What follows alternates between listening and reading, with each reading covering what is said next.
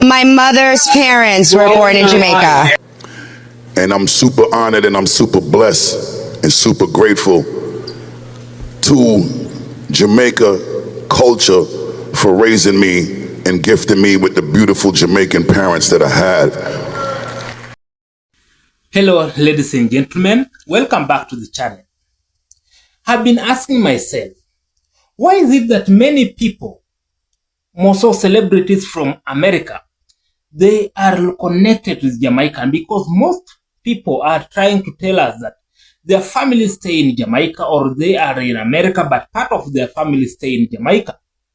You can be in shock because we have people like Busta Rhymes, we have Grace Jones, Kamala Harris, and even Mike Tyson. They say things that many people, they are not aware about it. So, stay to this channel so that you may understand the connection between America and Jamaica. Thank you for staying tuned. The original credit goes to the original creator of this video. And remember to like, subscribe, and share. Mother's parents were born in Jamaica. My parents both have a really strong work ethic, and I think that's part of their own socioeconomic, cultural background. Being African American, being Caribbean American is a huge part of who I am. Are you Jamaican? Yeah, I'm Jamaican. I'm American. I'm an Americanized Jamaican though. But I do have family that still lives in Jamaica. I have family that's over here in the States that's still big in the culture. So I get that, I get my culture from them through them when I go to these family functions, the little Jamaican parties, etc. But I do want to tap more into my Jamaican culture because the music, fire. Food, fire. Jamaica itself, fire. But the Caribbean as a whole, it's literally one big family. And if I was to move from out of the States, I would go to the Caribbean, not come. As a point of personal privilege, I grew up going to Jamaica. My family, half of my family is from St. Ann Parish in Jamaica, and I know I share that history with millions of Americans who have their roots through the generations in Jamaica. One of your Jamaican brothers, Sean Kingston. Oh shit, blood class, Sean. What you doing? Yeah, blood class, Sean. I'm saying, I'm saying, if trying to scam the people, man, Sean. Yeah, Sean, I'm saying, if trying to scam the people, Sean, I'm saying, scam people. So, him and his mom were caught in a fraud case over $1 million with a bunch of jewelry, cars. He was buying 200-inch TVs and not paying for them. Mom was a scammer already. His mom, when he first got signed, when he was like 18, 17, his mom was in prison for scamming at that time. What? So she got a history. So they both got sentenced. Well, no, they both got convicted of all charges. She got 5 years, and she's getting deported after she gets out. He's yet to be sentenced. Prosecutors are seeking 6.5 years, but he'll probably get less because he has no priors. Why do all this extra shit end up putting you in prison? From your point of view, why do you think he did that? I think he did it because shit needed the money. You know what I'm saying? Need money, need money. You know what I'm saying? I get it sometimes. I'm good. Love this shit. Love this shit. Get you guys together. Jesus Christ, Sean. Ready? 1, 2, 3. Great passion. Hey guys, how are you? West and East. Yes. Thanks. All right, what you do? I'm gonna rest my leg. Yeah, man, me understand.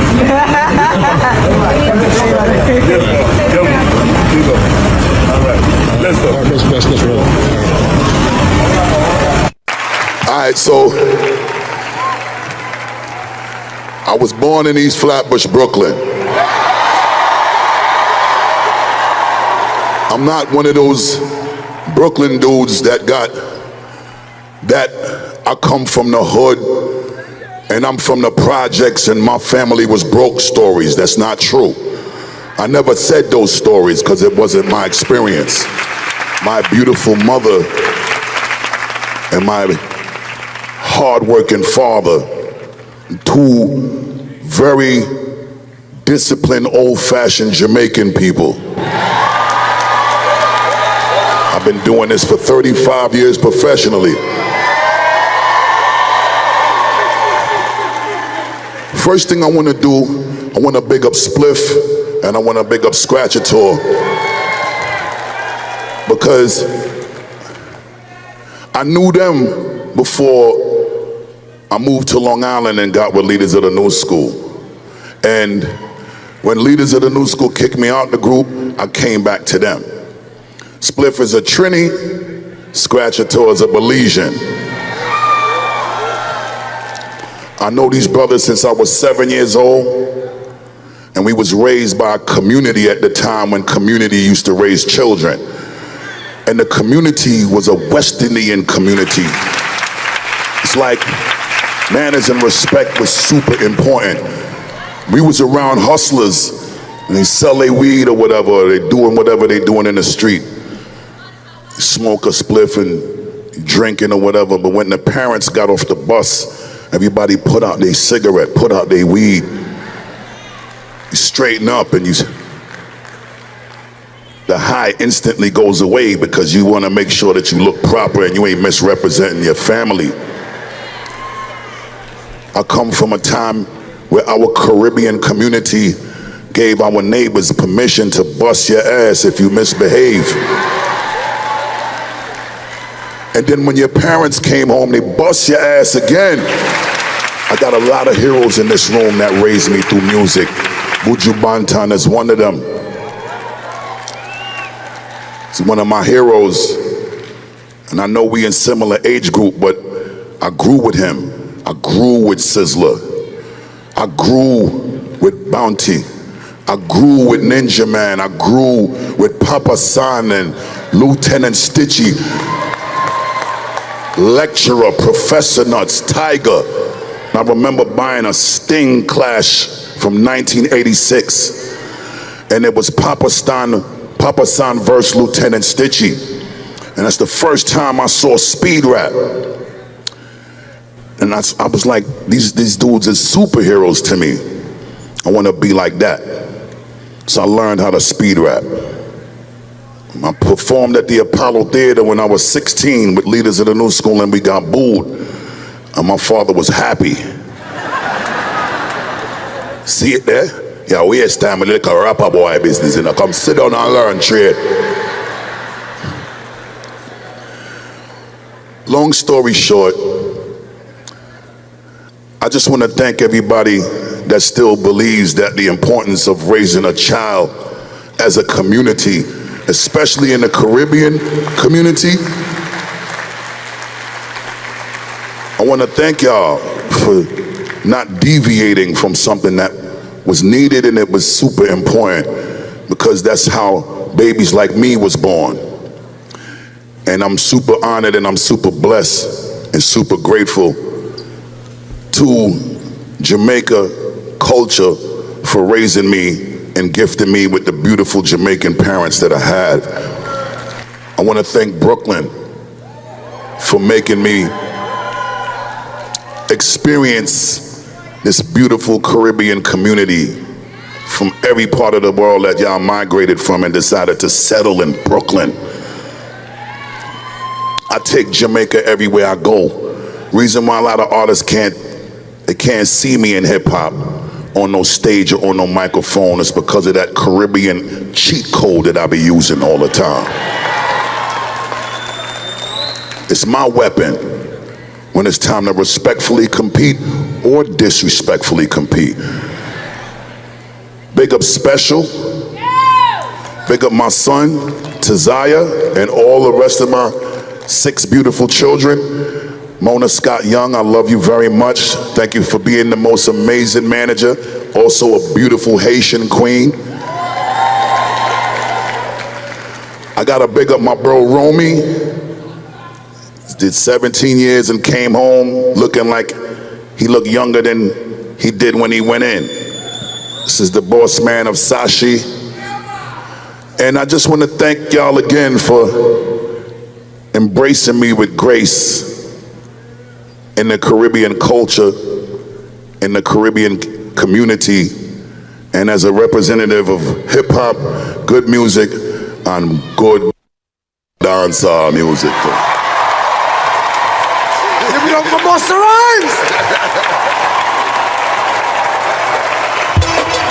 Beautiful. Well, when I went seeking the understanding of reggae music. Okay. So once I go there, I got a magazine company called Vice. And now Vice is a movie company. They have their own network, Viceland. They just gigantic now. But in that day, they was just a regular magazine company that shot documentaries. So when I take them with me, I love them because they shot something in Afghanistan when the war was going on about a rock group that was performing with all this bombs and stuff going on. So I was like, I like them because they're edgy. And they were like, well, if we go to Jamaica, are you willing to A, B, and C? I said, I'm willing to A to Z. I said, I want to go to where Bob Marley was raised. I want to go where Chris Coke, a.k.a. Dudas, who they extradited for cocaine. I want to go to his house. I want to go to all of the areas I ain't supposed to go to. Then they took me to the Nyabingi temple. And when I went there, it was a spirit. Yeah. It wasn't like the gangster, it was a spirit. And I walked in, it was this lady about 94 years old. As soon as I walked in, she just kept saying this over and over again. The prodigal son has returned. The prodigal son has returned. The prodigal son has returned. I didn't even know what she was saying. She grabbed me by my hands and she tells me, you are the prodigal son and you have returned. And when she started talking to me, it's like a spirit get in me. Yeah. Old man comes stand next to me with all white on, with a long ass beard. He started running down some game and they like affecting me, like what they saying to me. And before you know it, the spirit of Rastafari is all in me. You can't even fake it. No. It's like if you go to church and you get the Holy Ghost, it was like one of those experiences. Then I was out there for a whole month and a half. So every day they was taking me to the temple. They was teaching me about myself, teaching me what to eat, what not to eat. Information that we don't get over here in America. No. Like real information that we don't get over here. Like the Rastafarians are so knowledgeable. They are some of the most well-spoken people that you ever want to meet with, and they just was educating me on life and this and that. And then they put the most important thing in me, love. You gotta just project love. That's it. That's what you are. You the prodigal son. You project love. You can stand on things at time to time, but you gotta always stand on love. And they gave me my spirit moving forward, and that's probably why I was able to make a gospel album. That's why I'm able to do a play right now, because of the adjustment of my spirit. Yeah. Because I was going down gangster lane, like I'm loving it and riding it out to the fullest, as opposed to grow up, seek other things, broaden your horizons, become who you're really supposed to be. Wow. Welcome back, ladies and gentlemen. I know you are very shocked, very surprised, because what you have seen, you did not expect such a thing that is happening, or you have never did try to imagine that. Now, most importantly, we asked one question right now. What is it about Jamaican culture that has produced such a powerful global impact? Celebrity connection to Jamaica. The video begins by highlighting the Jamaican roots of several major personalities, such as Busta Rhymes, Grace Jones, Kamala Harris, and Mike Tyson are mentioned as examples of people with Jamaican family connection or Jamaican heritage.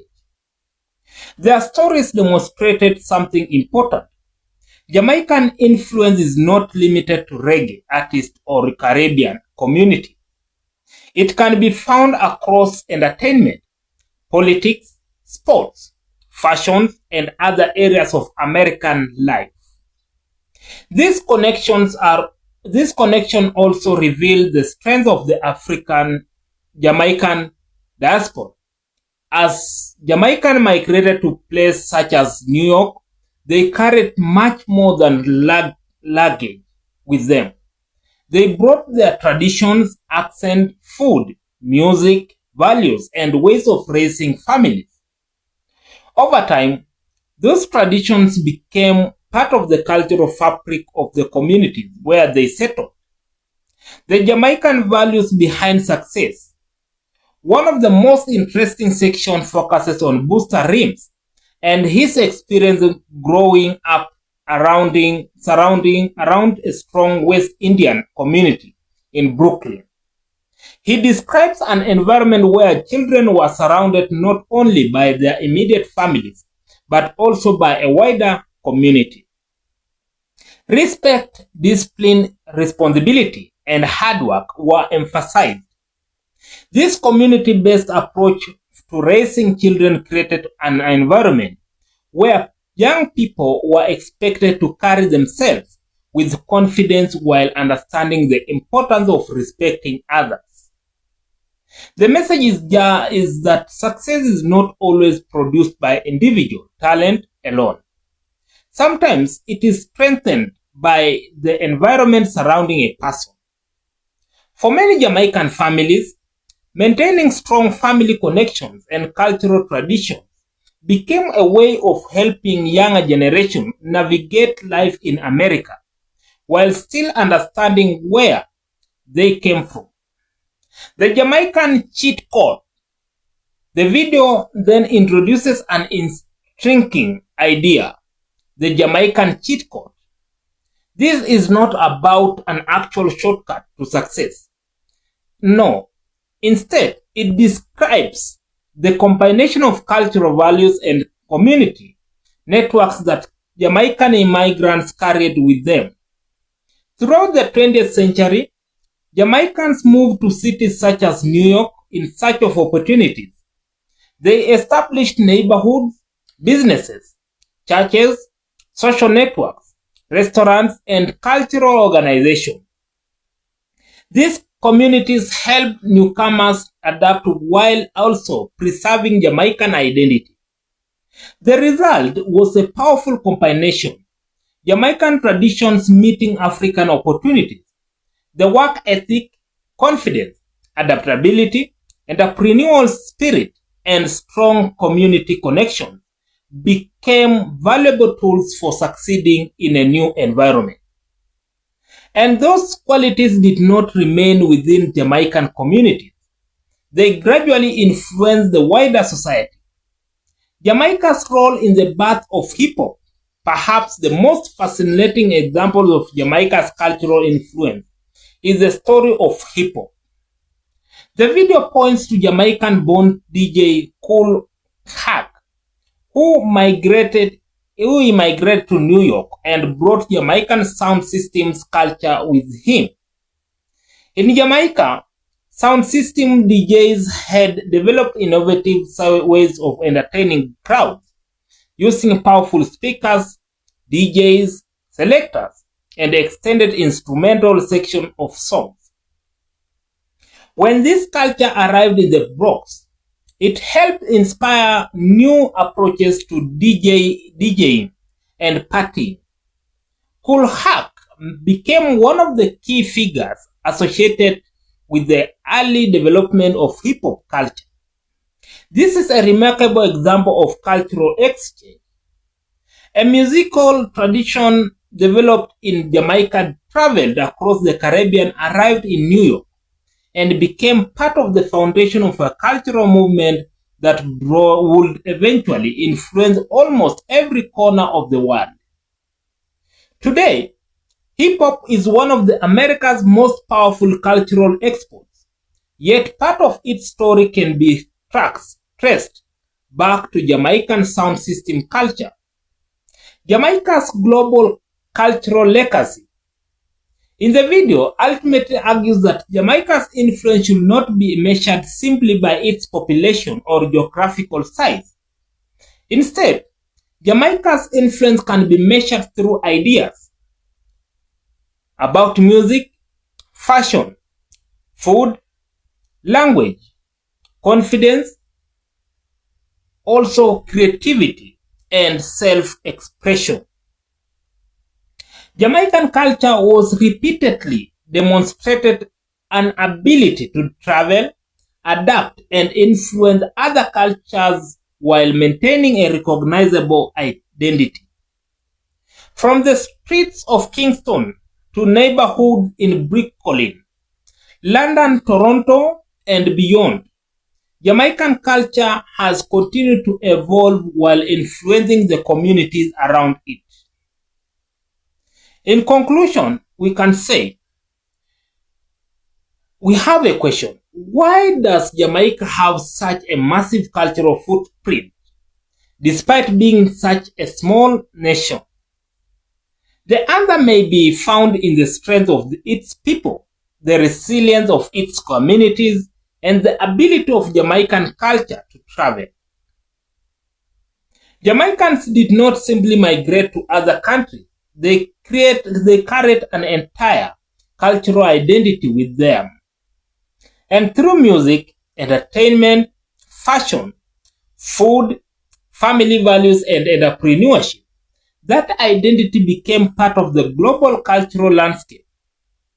The story of Jamaica's influence is therefore such bigger than Jamaica itself.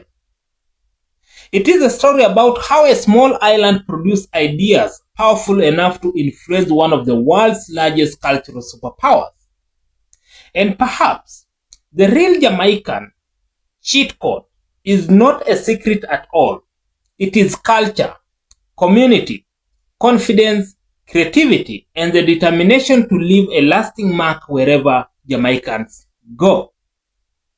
So, thank you for staying tuned to this channel, and thank you for your time. Don't forget to like, subscribe, and share. Let's meet in the next videos. Have a nice time.